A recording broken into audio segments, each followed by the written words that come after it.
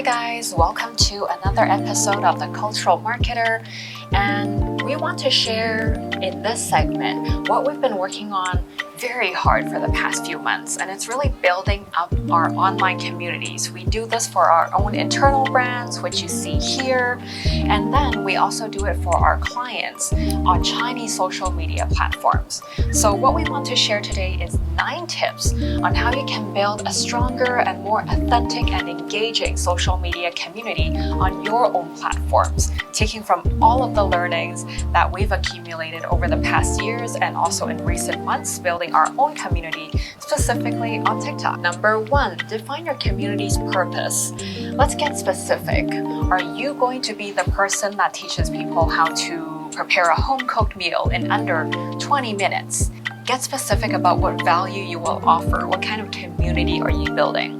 So if you do something like that, you might be attracting a target audience that lives alone, or they're very time-strapped and need a very easy way to prepare a delicious meal at home. And you are the person to teach them that. Or are you sharing knowledge? So for example, like Catalyst Agents, we're always sharing marketing knowledge to make it more accessible to all of our followers. Or you may be a photographer who's sharing camera tips, or even a content creator who's helping people figure out how to use their iPhone to make cinematic videos. So these are all different communities that you could be creating under your brand name. Once you've determined what kind of content you're going to be sharing, who your target audience is, hence the community that you're going to be building, the second thing, number 2, that you want to be doing is choosing the right platform. So a lot of people feel that they need to be active across all the platforms. I need to be on Instagram, TikTok, Snapchat, Twitter, Pinterest, website, YouTube, podcasts.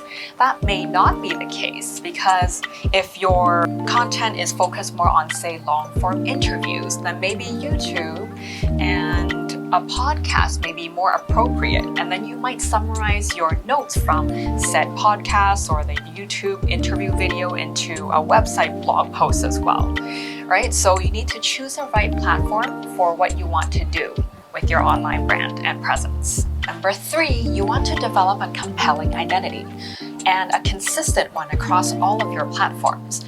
So what we mean by that is to have an attractive logo, have very clear taglines and bio descriptions for each of your platforms, so your followers or potential followers know what kind of value you are adding to your community.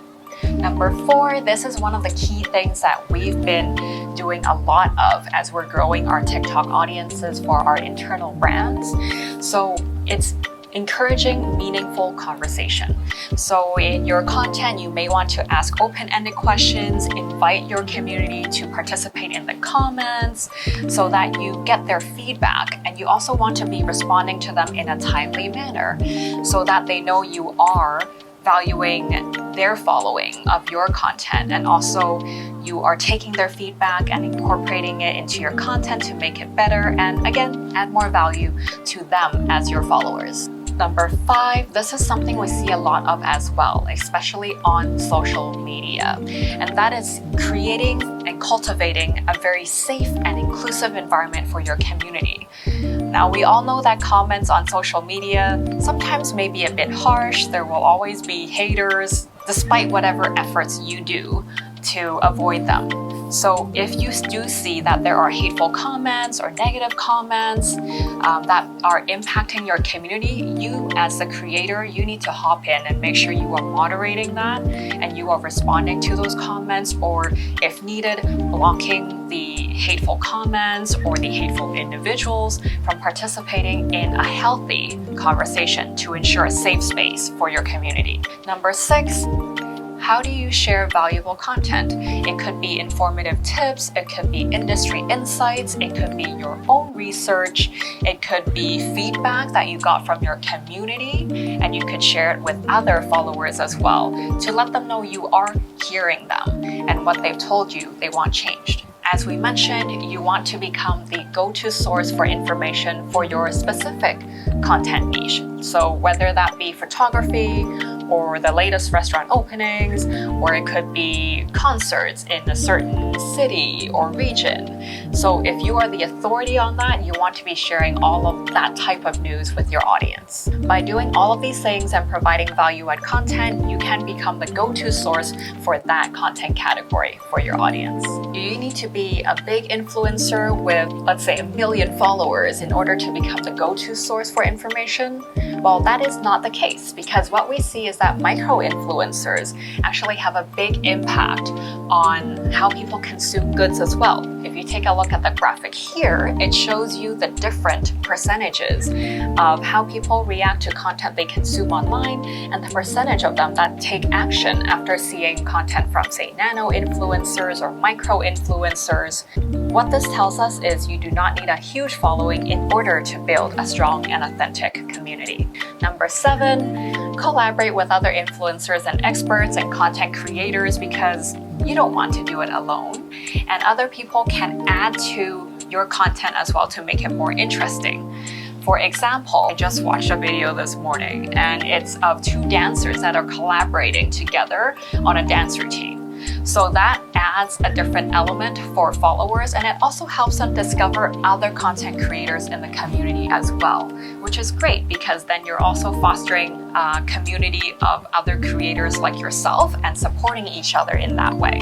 Number 8, this ties in with one of our previous points on engaging with your audience.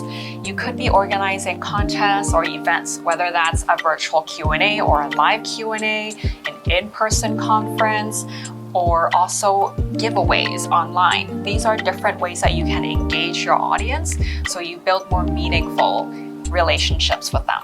And of course, when you are doing a live, your community members, they can all comment in real time, so they can also bond with each other as they are participating in your live stream.